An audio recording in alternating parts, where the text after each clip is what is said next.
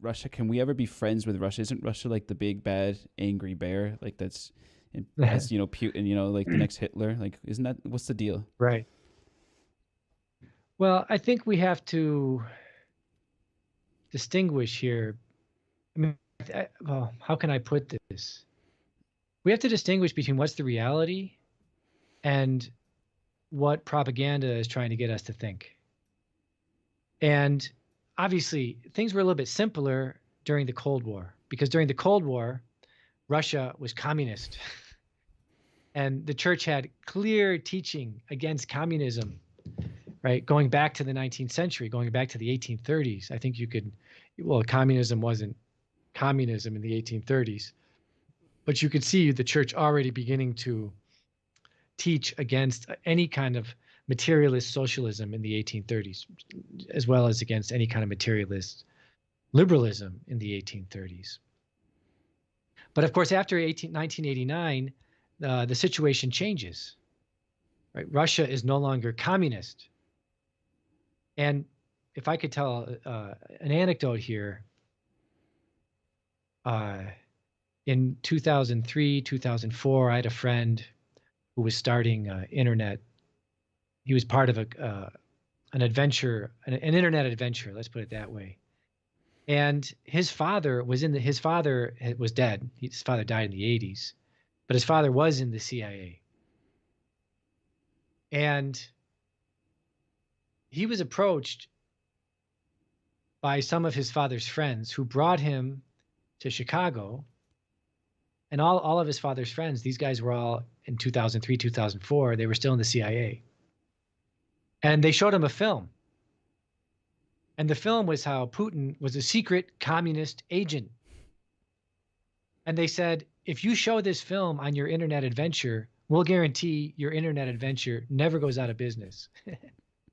Right? In other words, there was a real effort.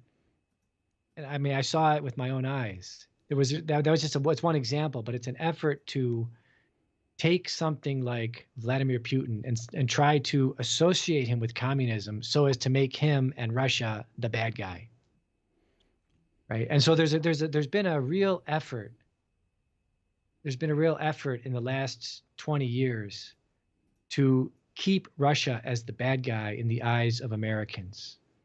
And I think that's part of, I mean, this is part of a bigger discussion, which maybe we need to have another time.